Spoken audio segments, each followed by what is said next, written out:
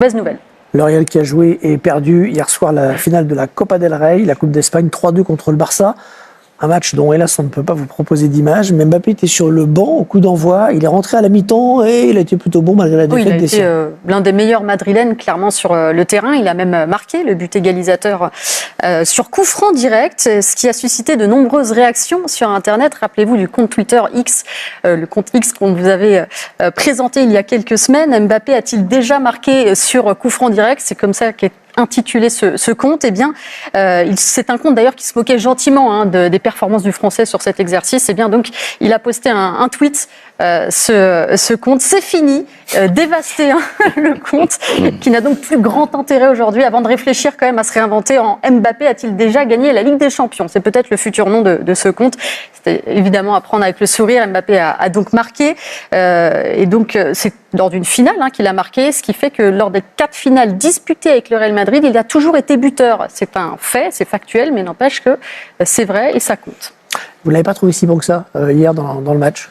Écoutez, oui, il a fait de bonnes choses. Il est à l'origine du coup franc, il marque le coup franc. Mais je trouve qu'il a un déficit physique. Il n'arrive pas à répéter les efforts. Il y a une action qui m'interpelle. À un moment donné, Vinicius, c'est lui qui donne le ballon à Vinicius. Vinicius part au but.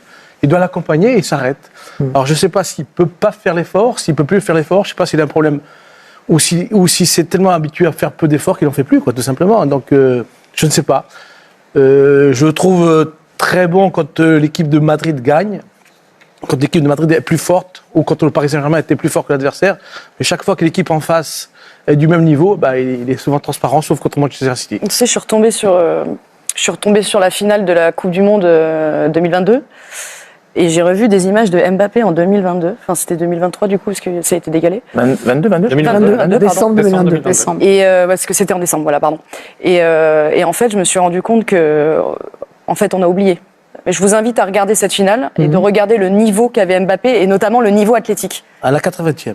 À partir du moment où il marque le but. Oui, mais il faisait les courses, Fred. Tu vois ce que je veux dire ? Moi, je pense que ça s'est arrêté quand ils se font éliminer par le Real 3-1, quand Donnarumma il fait l'erreur sur Benzema. Je pense qu'il y a eu une cassure à ce moment-là. Ça, c'était avant. C'était avant. Pour moi, la cassure, elle est là. Parce que contre le Maroc, il n'est pas bon. Non, mais il fait quand même une Coupe du Monde énorme. À part ça, non, je ne suis pas d'accord qu'il ne fait pas une bonne Coupe du Monde. Non, pas du tout. Quart de finale, il est absent. Demi-finale, il est absent. Et en finale, il marque 3 buts il marque 3 buts dans 3 buts en finale de Coupe du Monde. C'est correct. Non, mais il y a le collectif aussi. Oui, après, il demande le plus. Il marque le but. À partir il marque le but, à ce moment-là, il est bon. Ce que je veux dire, c'est qu'il faisait énormément de différence. Et moi, je ne veux pas juste qu'on soit aveuglé par un coup franc et 3 prises de profondeur où il est excellent. Je suis d'accord. Mais rappelez-vous, je vous demande de vous rappeler du vrai Mbappé. Voilà, c'est tout. Juste un mot sur c'est Jules Koundé qui a marqué le but de la victoire hier pour le Barça. Beau but, Tout arrive. Le match qui était plutôt bon a été éclipsé par quand même tous les problèmes d'arbitrage. Il y avait une grosse pression du Real Madrid avant la rencontre pour que l'arbitre soit changé. Ils n'ont pas cédé, ils ont laissé cet arbitre, mais ça l'a complètement décontenancé, ce pauvre arbitre. Et on a senti qu'il avait tellement peur de passer pour pro-Real qu'il a presque arbitré contre le Barça. Il y a eu plein d'incidents à la fin, plein de cartons rouges, ça a été terrible. 3 cartons rouges. Je trouve que le comportement de ce club, qui est le meilleur club du monde depuis plusieurs mois maintenant, frôle l'indécence. C'est dégoûtant la manière de se comporter de ce club-là, du Ballon d'Or où on l'a pas, on vient pas, de la pression constante sur les arbitres, de la célébration. J'y venais de la célébration des joueurs contre l'Atlético, à ce qui s'est passé hier. Ils ne supportent pas la défaite. C'est un truc de fou, quoi. C'est quand même dommage d'être un club qui se veut être à ce point-là élégant et de ne pas supporter qu'il y ait des gens en face de vous qui ont un but, c'est de vous battre. Donc, et je crois pas que les arbitres qui arbitrent le Real Madrid depuis que ce club existe se lèvent le matin pour mal les arbitrer, pour pas dire autre chose. La pression sur l'arbitre a été honnêtement inadmissible. De toute façon, ce que j'ai ressenti en regardant ce match était juste honteux pour l'image du respect qu'on doit avoir pour un arbitre. Hier, franchement, toutes les décisions étaient insupportables et j'ai eu de la peine pour l'arbitre. Je l'ai senti. C'était malsain. Obligé de se justifier, il faisait beaucoup de pédagogie, il essayait. Mais c'était un excès presque, le pauvre, tu vois. Mais on peut rappeler qu'il avait donné une conférence de presse 2 jours avant, il avait les larmes aux yeux à ce moment-là. Oui. C'était outre-Manche avec donc ce titre de champion d'Angleterre pour le Liverpool FC rendu officiel par la victoire écrasante face à Tottenham cet après-midi, face à Tottenham à Anfield. Oui, c'était le match du sac. 35 ans que les supporters de Liverpool attendaient de vivre un titre avec du public dans le stade d'Anfield. Et quelques heures déjà avant le début de cette rencontre, lors de l'arrivée du car des Reds de Liverpool, il y avait une foule assez impressionnante, une ambiance exceptionnelle également lors du You'll Never Walk Alone d'avant-match. Et sur le terrain, eh bien, cette équipe de Tottenham en face, pendant quelques minutes, elle a un peu gâché la fête. Ouais, on failli gâcher la fête avec un but d'un ancien de la maison, Dominique Solanke, l'ancien attaquant de Liverpool qui a marqué le premier but. Mais pendant 4 minutes et 31 secondes, Liverpool n'a donc plus été virtuellement champion jusqu'à ce but de Luis Diaz, parce qu'il ne manquait qu'un point à Liverpool pour être officiellement champion. Et ensuite, la machine était lancée à l'image de ce but magnifique de McAllister. Belle frappe pied gauche, magnifique. Le gaucher. Ils sont souvent spectaculaires ces buts, McAllister. En quelques minutes, Liverpool a tout retourné et va inscrire avant la pause un 3e but. Cody Gakpo. Tout en finesse. On a senti qu'ils étaient passés à la vitesse supérieure, parce que gagner le titre à la maison, ça n'a pas de prix. Donc je pense qu'ils vont accélérer pour vraiment fêter ça avec leurs supporters à la fin. Mais il manquait quand même une chose, un but du meilleur buteur, évidemment, de Liverpool, Mohamed Salah, 63e minute. Regardez son déplacement, comme il s'écarte, comme il est patient. Il se retrouve dans une situation très très favorable. Bon, j'ai un peu de la peine pour l'arrière-gauche. L'arrière-gauche est patient aussi. Il est passif. Passif.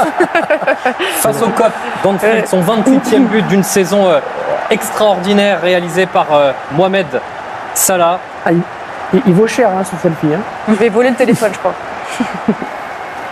Le selfie, on ne l'a pas encore retrouvé sur les réseaux sociaux, mais j'imagine que ça ne va pas tarder. Il va entrer dans l'histoire également de ce club de Liverpool. Et Liverpool qui va inscrire un 5e but à la 69e minute. Non, ce n'est pas Salah, c'est Udogie contre son camp pour sceller ce succès. 5-1 et surtout commencer à fêter. Ça va durer pendant plusieurs jours, voire même plusieurs semaines, ce 20e titre de champion. Ouais, voilà le classement. Il n'y a plus grand-chose qui se joue. Tout est à peu près figé. Il y a les à part la course à la Ligue des Champions, qui est plutôt palpitante. On les connaît. Puis pour la descente, c'est fait aussi. Les Spurs, petite parenthèse, 16e. Tottenham, 16e de ce classement. C'est assez étonnant. Il y aura une parade dans les rues de Liverpool dans les jours à venir? Sur un bus comme ils aiment? J'imagine que oui. Ça fait un petit moment qu'ils attendent ça. Ils adorent faire la fête, les fans de Liverpool déjà, et avec toute l'attente qu'il y a eu autour de ce sac, j'imagine qu'il y aura quelque chose d'officiel. Déjà, il y aura la remise du trophée le 25 mai lors de la dernière journée à domicile contre Crystal Palace. Donc là, il y aura le trophée qui va être soulevé et la parade sera sans doute. J'ai vu qu'il y a des personnes qui allaient poser des congés demain pour pas aller au travail et pour continuer à faire la fête. C'est malin, c'est malin le chauffeur. Tiens, ça fait le foot. On a aperçu le crâne chauve de Arne Slot. Je pensais que c'était Fred. Grosse performance tout de même. C'est une bonne tête, cet entraîneur. C'est rare. Non mais vous aimez bien sa tête. C'est son sosie. C'est rare qu'un entraîneur qui succède à quelqu'un qui est resté aussi longtemps et qui a beaucoup gagné, comme l'a fait Jürgen Klopp, gagne derrière. Succéder à Klopp, c'est exceptionnel ce qu'il a fait. C'est exceptionnel. Bon, il a gardé le même effectif. Mais ce qu'il a fait, c'est vraiment chapeau parce que c'est très rare. En général, les entraîneurs qui arrivent après des ah oui, il y a toujours une période de carence. À l'image de Ferguson à Manchester. Ferguson, Wenger, il y a pas mal d'exemples que l'on peut citer. Et à mettre à son crédit aussi, je trouve, c'est que sans renouvellement, vous l'avez dit, énorme du vestiaire. C'est-à-dire que les forces vives étaient déjà là. Donc, en ayant fait évoluer le jeu malgré tout. Le jeu, bien sûr, mais bien sûr. Mais je veux dire, il n'a pas bénéficié de l'apport de nouvelles recrues qui auraient été. Un joueur qui est arrivé, c'est Chiesa, qui n'a pas du tout participé. Je l'ai souvent dit, mais c'est parce que la transition a commencé dès la dernière saison de Klopp. Tous les nouveaux joueurs, ils sont arrivés l'été avant. Et donc, en fait, l'effectif n'a pas trop changé. Il n'y a que l'arrivée de Chiesa qui n'a pas joué. Mais déjà, l'équipe de la dernière saison de Klopp, c'était une équipe différente par rapport aux saisons précédentes. C'est complètement oublié là, l'élimination en Ligue des Champions par le Paris Saint-Germain. Ça vaut tout, ce titre de Première Ligue pour eux. Ça remplace tout. Oui, je pense. Il y avait pas mal de déceptions autour de cette élimination par Paris, mais ça fait tellement de temps que Liverpool attend ce sac. Et surtout, comme disait Gauthier tout à l'heure, ça leur permet d'égaler le record de United. Et c'est ça qui compte avant tout pour les fans d'RS. Et c'est premier titre de champion pour Ibrahima Konaté qu'on va retrouver avec Joris Sabi. Ibrahima, c'est écrit là. C'est dans votre cœur aussi. Vous êtes champion d'Angleterre. Racontez-nous ce que vous vivez depuis une demi-heure là. C'est incroyable. Franchement, dès l'arrivée au stade, en toute humilité, je savais qu'on allait gagner parce que c'était spécial. Ce qu'on ressentait, c'était inédit. Même les joueurs dans le bus, ils n'étaient même pas à leur place. On était tous debout en train de regarder ce que les fans y faisaient. Et encore plus aujourd'hui, il n'y a pas de mots pour décrire ce qui se passe. C'est vrai qu'on l'a senti, Olivier, nous de l'extérieur. Quand on a vu les images, on est arrivé très longtemps avant vous même. Il y avait beaucoup de monde. Les images du bus de l'extérieur, c'était fou, mais de l'intérieur, ça devait être, c'est vrai, irréel. Ouais, je ne sais même pas si vous m'entendez. On n'entend rien. Non, franchement, exceptionnel. Même s'il reste quelques matchs, mais là, on a pris le game et... Ah, c'est fini, hein. C'est fini pour nous.